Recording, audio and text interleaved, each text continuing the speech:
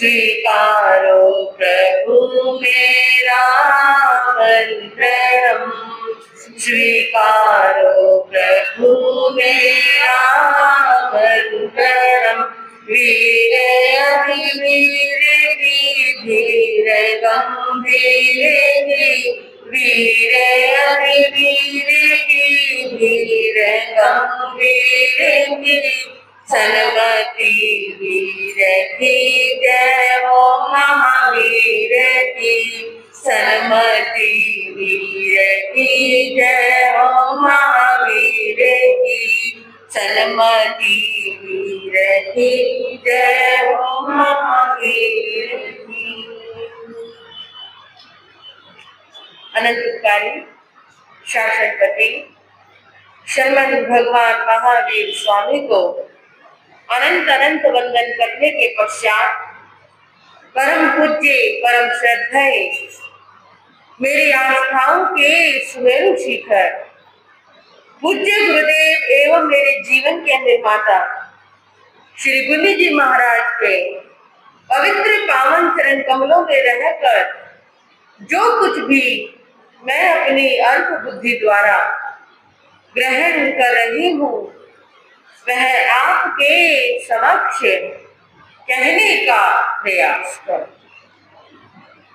उपस्थित धर्म प्रेमी श्रोतागण, आप सभी बड़ी श्रद्धा और भक्ति के साथ भगवान महावीर स्वामी की मंगलमय धर्म देशना को श्रवण कर रहे हैं।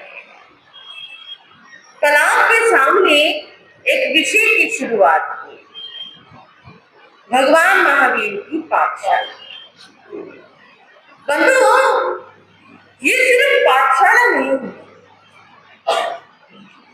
जो इस पाठशाला में पढ़े वो इस लोक में तो सुखी बनता ही बनता है, और अगर मैं ये गारंटी दूं कि वो परलोक में भी सुखी बन जाता है तो इसमें भी कोई अतिशयोक्ति नहीं। ये यूनिवर्सिटी ऐसी है, इस पाठशाला का नाम ही ऐसा है, इस पाठशाला का गुण ऐसा है। प्रभु महावीर ने जो सिखाया और अगर किसी ने सीख लिया तो वो सीखा हुआ ज्ञान इस जन्म में तो काम आता ही आता है, अगले जन्मों में भी काम आता है। और कैसे काम आता है? सिर्फ मनुष्य भोग में नहीं, त्रियंत भोग में भी काम आता है, नरकों में भी काम आता है, देवलोकों में भी काम आता है। बंधुओं, ज्ञान अगर हमारी आत्मा में है, अगर हमने कुछ सुना है, अगर हमने कुछ जाना है तो वो सुना हुआ ज्ञान हमारी स्मृतियों में अंकित हो जाता है। कहते हैं, आपने कभी कभी कथाएं सुनी होंगी, जाति स्मरण ज्ञान हो गया। कब का सुना, किस जन्म में सुना था और किस जन्म में वो ज्ञान जागृत हो गया, और अगर वो हमारी स्मृतियों में बना रहे तो नरकों में भी हमारे काम आएगा, नरकों में भी हमें भटकने नहीं देगा, नरकों में भी हमारे साथ जाएगा। आज दैनिक महाराज नरक में है, प्रथम नरक में, लेकिन वहां पर भी वो सम्यक्ति है, वहां पर भी वो तीर्थंकरों को जानते हैं, भगवान की वाणी को उन्होंने सुना है, वहां पर वो ज्ञान उनकी स्मृतियों में है, तो वहां पर भी सम्यक दृष्टि होकर वो अपने कर्मों को काटने में लगे। बंधुओं, हम सुन रहे थे अ से अनुबद्ध के। सबसे पहले मैंने अनुबद्ध केवलियों की चर्चा की, ताकि हमारे चतुर्मास में प्रवचन की शुरुआत महापुरुषों के नाम से हो, उनके जीवन चरित्र से, जिसमें सबसे पहले गणधर गौतम स्वामी। गौतम स्वामी जी के बारे में आपने सुना। जीवन में जब जब भगवान महावीर का नाम आता है तब तब गणधर गौतम स्वामी का नाम अवश्य आता है, क्योंकि बंधुओं, प्रभु महावीर ने जो गौतम स्वामी को दिया वो शायद ही किसी और ने प्राप्त किया होगा। जीवन में एक प्रश्न, दो प्रश्न, तीन प्रश्न कोई पूछ सकता है, लेकिन गौतम स्वामी जी ने ना जाने हजारों प्रश्न पूछे, जिसमें 36,000 प्रश्न तो आज भी उपस्थित है। 36,000 प्रश्न आज भी भगवती सूत्र में पढ़े और सुने जाते हैं। तो कितने प्रश्न पूछे होंगे उन्होंने अपने जीवन में। तो ऐसे गौतम स्वामी जी के जीवन को जानना भी उतना ही जरूरी है कि कैसे भगवान के 3 शब्दों ने उन्हें मोह लिया। कल हमने सुना इंद्रभूति गौतम स्वामी सोमिन ब्राह्मण के यज्ञ में पावापुरी नगरी में विराजमान, यज्ञ चल रहा था, उधर भगवान महावीर का संवत्सरण चल रहा था। जब अपने यज्ञ के ऊपर से देवताओं के विमानों को जाते हुए देखा, इंद्रभूति गौतम को ऐसा लगा कि ये विमान मानो उन्हीं के यज्ञ में सम्मिलित होने के लिए आ रही है, लेकिन बात तो कुछ और ही लग गई। वो विमान तो भगवान के संवत्सरण में जाता हुआ देखकर इंद्रभूति गौतम का अहंकार चकनाचूर। ये क्या हुआ? ये विमान उधर क्यों जा रही है? मैं सर्वज्ञ हूँ, मेरे समान इस दुनिया में कोई नहीं है। अरे मेरी ख्याति है, मुझे दुनिया जानती है। ऐसा कौन मायावी आ गया जिसने इन सभी देवताओं को अपने वश में कर लिया? उन्होंने अपने सेवक को भेजा, पता किया और उन्हें पता लगा कि यही कुछ दूरी पर भगवान महावीर का संवत्सरण लगा हुआ है। बंधुओं, ऐसा संवत्सरण जब सेवक ने वर्णन किया तो गौतम स्वामी तो सुनकर हैरान रह गए। भला ऐसा कौन मायावी हो सकता है जिसने इतने बड़े संवत्सरण की रचना की हो? क्यों देवता उसकी पास चरण वंदना करने के लिए जा रहे हैं? क्यों देवता उसकी उपासना पूजा अर्चना कर रहे हैं? आखिर है कौन ऐसा वो व्यक्ति? मुझे भी चलकर देखना चाहिए। संवत्सरण जिसकी देवताओं ने रचना की, 1 योजन का। बंधुओं, 1 योजन में यदि हम आजकल का माप लगाएं तो लगभग 12 से 14 किलोमीटर तक 1 योजन आया। इतने बड़े संवत्सरण की रचना होती है। ऐसा वो विशाल भव्य संवत्सरण जिसमें 3 कोट तैयार किए जाते हैं, चांदी का कोट, सोने का कोट, रत्नों का कोट तैयार किया जाता है, जिसमें एक कोट में पशु पक्षी बैठते हैं, दूसरे कोट में मनुष्य नर नारी बैठते हैं, तीसरे कोट में देवी देवता गणधर और इस तरह से साधु साध्वी विराजमान होते हैं। ऐसा वो संवत्सरण जिसकी ख्याति पूरे नगर में फैल गई, सारी दुनिया वहीं पर पहुंच रही थी। गौतम स्वामी को भी लगा मुझे भी जाना चाहिए, मैं भी जाता हूँ, देखता हूँ ऐसा कौन मायावी है और कौन अपने आप को सर्वज्ञ समझकर बैठ गया है। मैं जाऊंगा, उसके भ्रम को दूर करूंगा, ऐसे ऐसे मुश्किल प्रश्नों की बौछार लगा दूंगा, ऐसे ऐसे प्रश्नों की झड़ी लगा दूंगा कि उसकी सर्वज्ञता का आवरण टूटकर बिखर जाए। मेरे सामने कोई नहीं ठहर सकता। बड़े बड़े पंडित आए, मैंने सभी को अपने वाद विवाद में हरा दिया। ये है चल पड़े गौतम, चलो चलते गए। जैसे ही वो खड़े हुए, उनके साथ उनके 500 शिष्य भी खड़े हुए। सोमिन ब्राह्मण, तुम यहीं रुको, मैं यूं गया और यूं उसको प्राप्त करके आया। सभी पंडित वहीं पर बैठे रहे, सिर्फ इंद्रभूति गौतम उठे, उनके साथ उनके 500 शिष्य खड़े हो जाते हैं। एक ने कमंडल लिया, एक ने छत्र अपने हाथ में ताना और वो छत्र गौतम स्वामी के ऊपर तान दिया और सभी शिष्य जय जयकार करते हुए चलते। बंधुओं, पहुंच गए, संवत्सरण के निकट पहुंच गए और जैसे ही वहां पर पहुंचे, उन्होंने अष्ट प्रतिहार्य देखे, अलौकिक ऐश्वर्य देखा, महावीर के तेज को देखा, समोसरण की महिमा को देखा। देखते ही एक बार तो गौतम स्वामी विचलित हो गए। जैसे ही, क्या ये समोसरण है? ऐसा समोसरण तो मैंने पहले कभी नहीं देखा। अरे ऐसा नजारा तो मैंने कभी नहीं देखा। देखते रहे, देखते रहे, फिर उन्होंने एक एक सीढ़ी पर चढ़ना शुरू किया। बंधुओं, समोसरण में जाने के लिए सीढ़ियां चढ़नी पड़ती है। हाँ जी बहनों, कितनी सीढ़ियां चढ़नी पड़ती हैं? चलो वहां तो हम नहीं चढ़े होंगे, चढ़े भी होंगे तो पता नहीं। आप अपनी स्थानक में प्रतिदिन चढ़ते हो, अपनी स्थानक की सीढ़ियां बता दो कितनी? हाँ जी, हमारे भाइयों ने तो बनवाई है स्थानक, इनको तो पता होना चाहिए कि सीढ़ियां कितनी है। जब आपको अपनी स्थानक की सीढ़ियां नहीं पता तो समोसरण की सीढ़ियां कैसे पता होगी?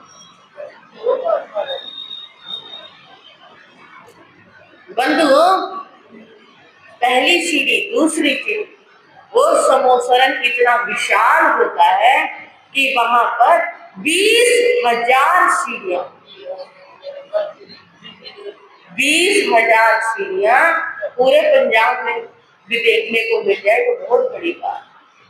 एक समोसरण में भगवान महावीर तक पहुंचने के लिए। और उसकी विशेषता क्या है? आप सोचोगे महाराज चढ़ते कैसे होंगे 20,000 सीढ़ियां? ऐसे खटखट करके चल जाते हैं, पता भी नहीं चलता कि हम इतने ऊपर चढ़कर आ गए। उस समोसरण की सीढ़ियों को चढ़ने में ना ही किसी को थकान होती है, ना ही आलस आता है, ना ही पसीना आता है, ना ही कोई दर्द का अनुभव होता है। और कुछ ही मिनटों में 20,000 सीढ़ियां संपन्न हुई। यही तो अतिशय है तीर्थंकर का, यही तो महिमा है तीर्थंकर की। और तीर्थंकर की महिमा क्या है? यही महिमा है। जिन सीढ़ियों को घर में 1-2 सीढ़ियां चढ़नी पड़ जाए तो मुश्किलें आ जाती है, लेकिन कभी स्थानक में आने का मन हो तो आसानी से चली जाती है। अंदर की भक्ति, अंदर की श्रद्धाएं उन्हें खींचकर कैसे ले जाती है। मैंने आवश्यक निरुक्ति में पढ़ा कि भगवान के समोसरण की सबसे बड़ी विशेषता क्या है, कि वहां थकान नहीं होती। क्या कि भगवान अगर 1 पहर, 2 पहर, 4 पहर, 16 पहर की दीक्षा देते हैं, लोग बैठे रहते हैं तो कैसे बैठे रहते होंगे? उन्हें भूख भी लगती होगी, प्यास भी लगती होगी, और भी जरूरतें होती होंगी, घर की भी याद आती होगी, तो फिर कैसे बैठे रहते हैं? बंधुओं, तो उसमें ये भी लिखा हुआ है कि यदि कोई नवजात शिशु भी यदि समोसरण में बैठा हो और 2 दिन तक यदि तीर्थंकर लगातार बोलते रहे तो वो रोना भूल जाएगा, वो रोएगा भी, उसे भूख प्यास नहीं लगे। और एक और उदाहरण दिया, एक सेठ, उसकी एक बुजुर्ग दासी, बूढ़ी दासी, शरीर से भी बूढ़ी थी, हालातों से भी बूढ़ी थी, कमजोर थी, और उसका शरीर मात्र हड्डियों का ढांचा था। उस सेठ ने उस बूढ़ी दासी से कहा, जाओ जंगल से लकड़ियां बीच कर लेकर आओ। कमर उसकी झुकी हुई थी और वो जिस उम्र में आराम की जरूरत थी वो जंगल में गई, लकड़ियां बीन कर काट कर लेकर आई। और जब घर पर पहुंची, सेठ ने कहा, ये क्या, इतनी लकड़ियों में क्या काम चलेगा, जाओ और लकड़ियां लेकर आओ। वो बेचारी झुकती कमर से दोबारा से जंगल में जाती है, बहुत सारी लकड़ियां इकट्ठी करती है, अपने सिर पर भार रखकर झुकती कमर के साथ वो लेकर आ रही थी। रास्ते में भगवान का समोसरण चल रहा था, इतने में ही अचानक अधिक भार से उसके सिर पर से एक लकड़ी नीचे गिर गई। जैसे ही वो उस लकड़ी को उठाने के लिए झुकी, उसके कानों में भगवान के शब्द पड़े, भगवान की वाणी के शब्द पड़े। और जैसे उसके कानों में भगवान की वाणी के शब्द पड़े, वो उठना भूल गई, वैसे के वैसे झुकी रही। यानी प्रभु ने एक पहर दोपहर जितने पहर भी देखना थी, वो पूरा दिन उसी मुद्रा में झुके झुके खड़ी रही, सुनती रही। शाम को जब भगवान की देखना समाप्त हो गई, तब उसको भान हुआ, अरे मैं तो लकड़ी उठाने के लिए झुकी थी। तब उसने लकड़ी उठाई और अपने रास्ते पर, यानी वो इतने देर तक, इतने घंटों तक झुकी रही, उसे कहीं भी थकान का, प्रमाद और आलस का, भूख का, प्यास का, जो गुड़िया अभी तक तड़प रही थी, भूख के मारे, प्यास के मारे, दर्द के मारे अभी तक तड़प रही थी, चिल्ला रही थी, हाय हाय कर रही थी, लेकिन भगवान की वाणी के प्रभाव से उसकी भूख, प्यास, उसका रोग सब कुछ समाप्त। ये अतिशय होता है, तीर्थंकर होता है। गौतम स्वामी ने पहली सीढ़ी पर पैर रखा, ओह कितना बड़ा, कितना सुंदर, कितना भव्य नजारा मैंने तो आज तक नहीं देखा। जैसे ही दूसरी सीढ़ी पर पैर रखा, कितनी शांति है, कितना आनंद है, ऐसे लगता हो जैसे जन्मों जन्मों की थकान दूर हो गई हो। तीसरी पहली पर शांत रखा कि मन, जैसे तीसरी पहली पर पैर रखा कि मन आनंद से भर गया। चढ़ते रहे, चढ़ते रहे, भगवान महावीर के उस अतिशय को देख रहे थे। अब धीरे धीरे उन्हें भगवान महावीर दिखाई देने शुरू हो गए। वो एक अलग दृष्टि से प्रभु को देखते रहे, ये कौन है?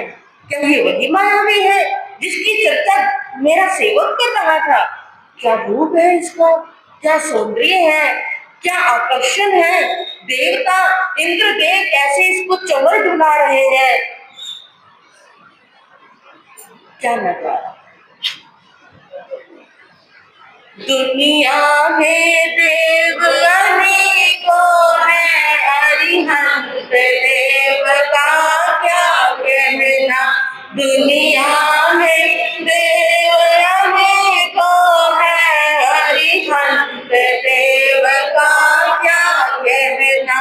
उनके अतिशय का क्या कहना, उनकी महिमा का क्या कहना, उनके अतिशय का क्या कहना, उनकी महिमा का क्या कहना।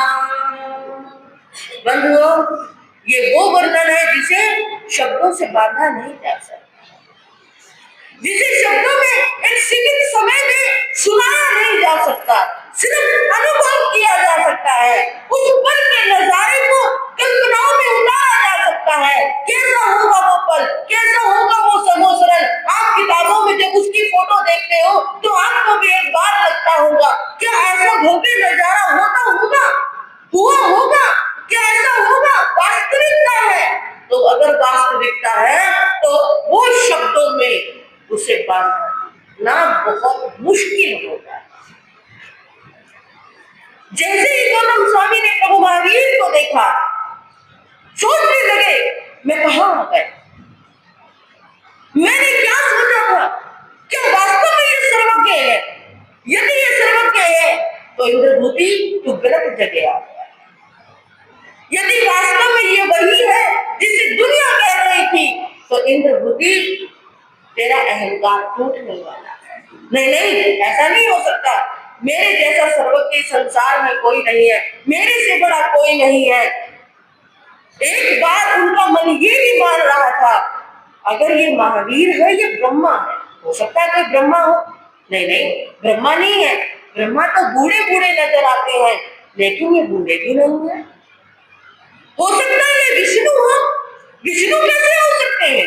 विष्णु तो श्याम वर्ण के होते हैं, लेकिन महावीर तो स्वर्ण वर्ण के हैं। अच्छा, हो सकता है ये शिव जी हो, महेश्वर हो। नहीं नहीं, वो भी कैसे हो सकते हैं? वो तो संहारक होते हैं, उनके हाथ में त्रिशूल होता है। इनका चेहरा तो कितना सौम्य है, चेहरे से अमृत का रस बरस रहा है। हो सकता है ये सूर्य देव हो। सूर्य देव कैसे हो सकते हैं? सूर्य में तो तेज होता है, उसके पास कोई जा नहीं सकता।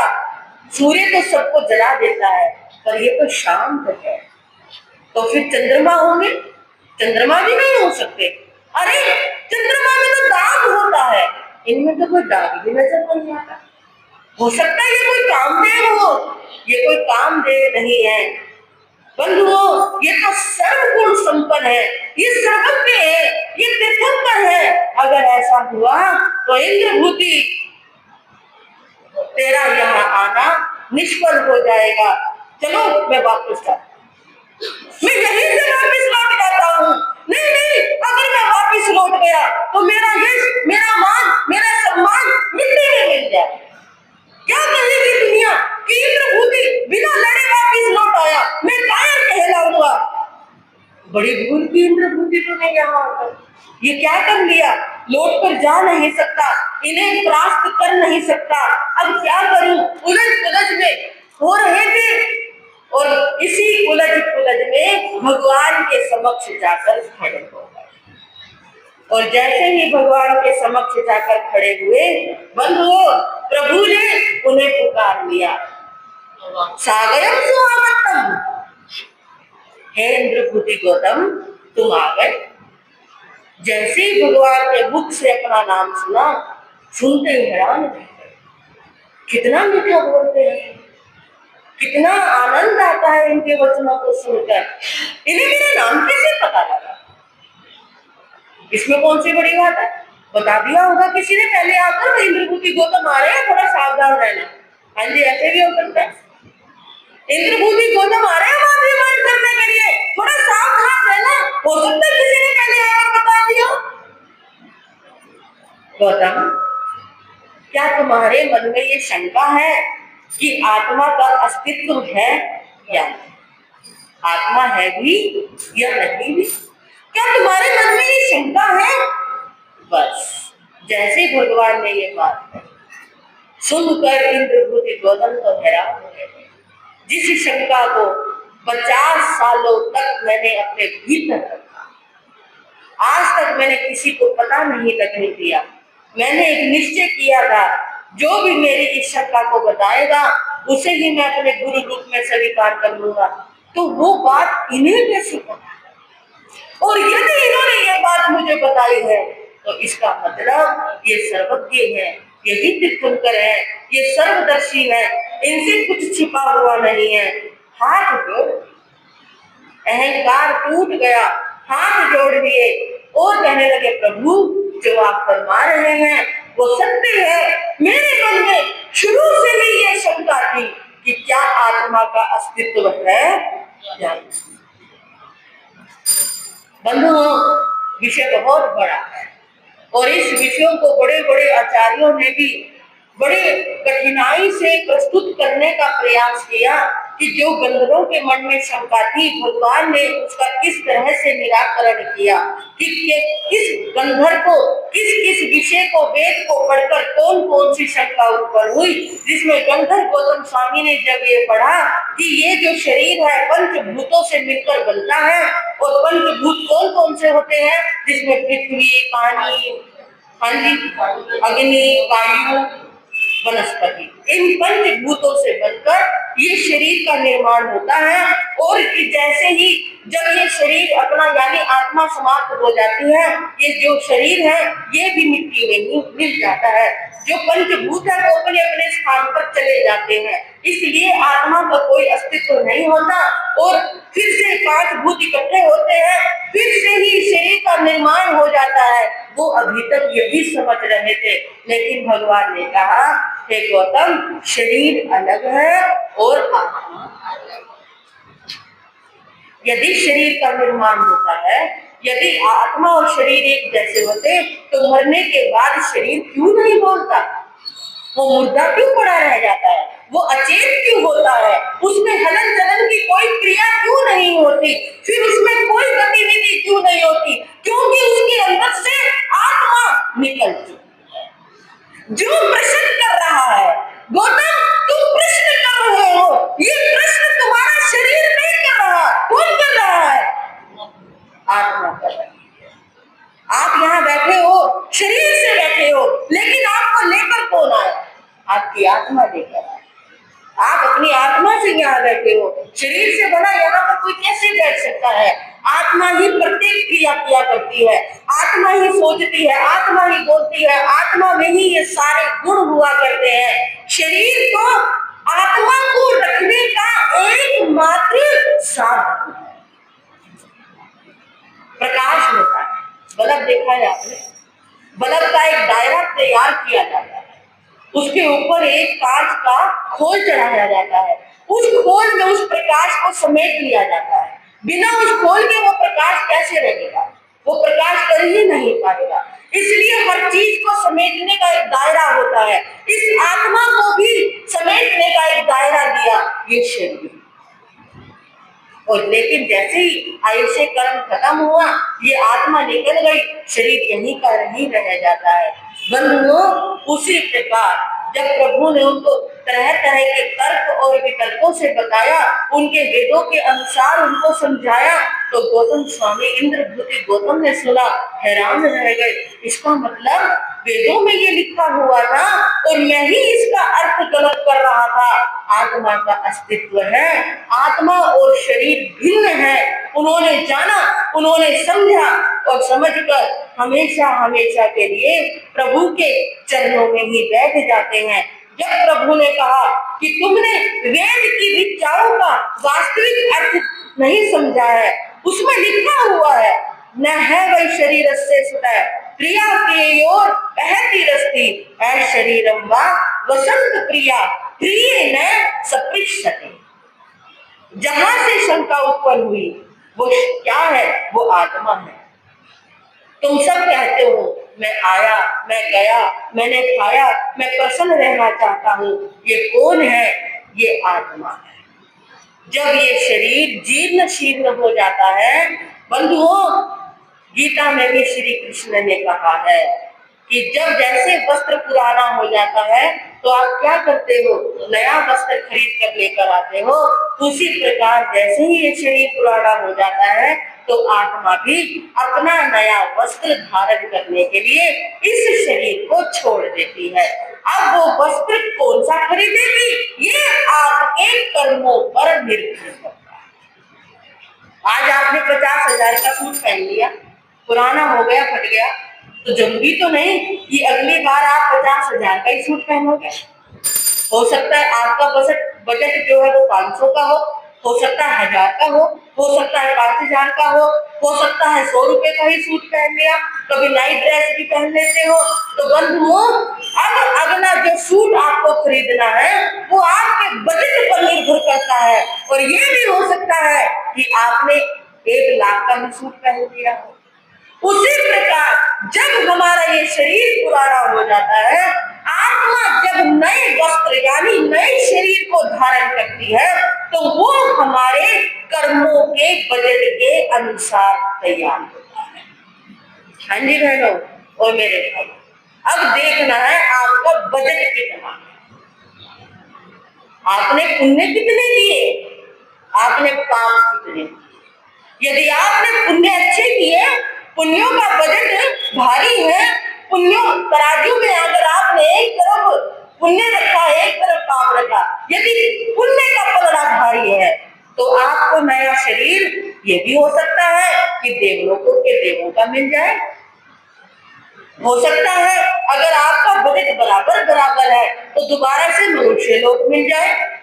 लेकिन आपने पुण्य किए नहीं, पाप का बजट भारी हो गया, पाप का पलड़ा भारी हो गया, तो ये भी हो सकता है कि अगला शरीर ये आत्मा त्रियंग का धारण करे। कुत्ता, बिल्ली, गाय, भैंस, जो इतने त्रियंग जीव, एकेंद्रिय, बेंद्रिय, तेंद्रिय, चौरेंद्रिय, पंचेंद्रिय, जितने भी त्रियंग जीव है उनमें भी कहीं हम जा सकते हैं, नरकों की भी यात्रा करने जा सकते हैं। अब ये हमारे पुण्य और पाप के बजट के हिसाब से तय,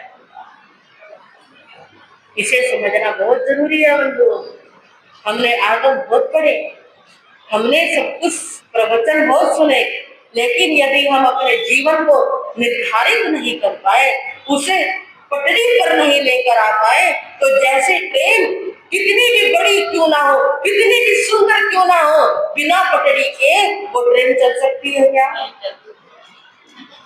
उसी प्रकार हमारा ज्ञान कितना हो, हमारा कुल वंश कितना महान हो, हम कितने ही श्रद्धावान हो, लेकिन यदि हमारे जीवन में पुण्य पाप का, धर्म कर्म का बैलेंस नहीं होगा, यदि हमने कोई बजट नहीं बढ़ाया धर्म का, तो हमारी जिंदगी है बिना पटरी के समान हो जाती है।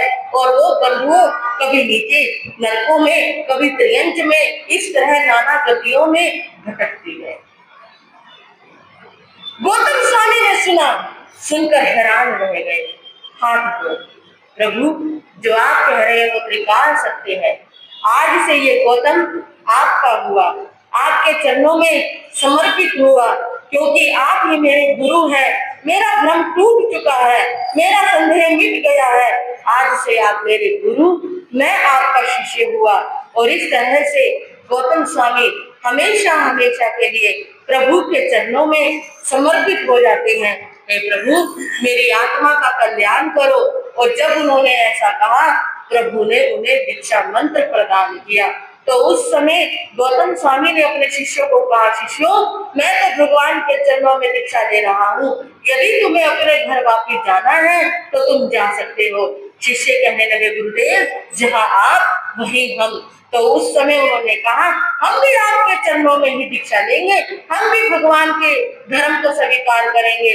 तो भगवान ने गौतम स्वामी को और उनके शिष्यों को दीक्षा मंत्र दिया। और इस तरह से गौतम स्वामी अपने शिष्यों के साथ वहीं रह गए, भगवान की उपासना करते हुए प्रभु से कहने लगे, देखा तेरा रूप तो ये सिलसिले हुए, तेरे समो सरल में है गुल खिले हुए, सिलसिला ये टूटना नहीं चाहिए, सिलसिला ये टूटना नहीं चाहिए, मुझको तो बस इतनी सी सौगात चाहिए, उम्र भर के लिए तेरा साथ चाहिए, हमको तेरे चरणों का आधार चाहिए, उम्र भर के लिए तेरा साथ चाहिए, मेरा तन मन भी तुझे अर्पण है, गौतम का तुझको ये समर्पण है, तेरी सूरत मेरी निगाहों में, दूर तक रोशनी है राहों में, सूर्य चंद्र भी यही निस्तेज है हुए, सूर्य चंद्र भी यही निस्तेज है हुए, तेरे ज्ञान के हजारों दीप हैं जले हुए, देखा तेरा रूप तो ये सिलसिले हुए, तेरे समो शरण में है गुल खिले हुए, सिलसिला ये टूटना नहीं चाहिए, मुझको तो बस इतनी सी सौगात चाहिए, उम्र भर के लिए तेरा हाथ चाहिए, उम्र भर के लिए तेरा साथ चाहिए। बंधुओं, गौतम स्वामी अपने शिष्यों के साथ वहीं रह गए। ये दृश्य देखा एक ब्राह्मण ने, ये दृश्य देखते ही दौड़ता हुआ पहुंच गया यज्ञ की ओर। अनर्थ हो गया, अनर्थ हो गया, अनर्थ हो गया। बाकी पंडितों ने सुना, 10 पंडित और भी बैठे हुए थे, उन्होंने सुना भी क्या अनर्थ हो गया, क्या हो गया, तुम ऐसे चिल्लाते हुए क्यों आ रहे हो? अनर्थ हो गया गुरुदेव, अनर्थ हो गया। इंद्रभूति गौतम वहीं रह गए, अपने शिष्यों के साथ उन्होंने प्रभु महावीर के चरणों में ही दीक्षा ले ली। उस मायावी ने इंद्रभूति गौतम को भी अपने वश में कर लिया। उसको हराना बहुत मुश्किल है। नहीं नहीं, ऐसा नहीं हो सकता। इंद्रभूति गौतम के 2 भाई, अग्निभूति और वायुभूति, वो भी वहीं बैठे हुए। ऐसा नहीं हो सकता, हमारे बड़े भाई के समान इस दुनिया में कोई नहीं है, उन्हें कोई मायावी प्राप्त नहीं कर सकता, किसी में इतनी हिम्मत नहीं है जो उन्हें हरा सके। जरूर ये कोई मायावी होना चाहिए, इसने कोई इंद्रजाल बिछाया है, नहीं तो हमारे भाई किसी से पराजित होने वाले नहीं है। अग्निभूति कहने लगे, मैं चलता मैं देखता हूँ। ऐसा कौन महावीर आ गया जिसने इंद्रभूति गौतम को भी अपने वश में कर लिया। बंधुओं, अब देखते हैं अगले समयों में अग्निभूति, वायुभूति, जो बाकी के 10 पंडित बैठे हुए हैं वो वहां जाएंगे, क्या करेंगे, किस तरह से अपने भाई को मनाकर वापिस लेकर आएंगे या वो भी वहीं के हो जाएंगे। सुनेंगे अगले समयों में। आज इतना ही कहकर मैं अपने विषय को विराम देती हूँ। हम सब मिलकर बोलेंगे, बोलो बोलो रे जयकारे महावीर के, बोलो बोलो रे जयकारे महावीर के, तारन हारे प्रभु, की पालन हारे प्रभु महावीर जी। प्रभु सबके दुख मिटाते, प्रभु सबके दुख मिटाते, प्रभु भव जल पार लगा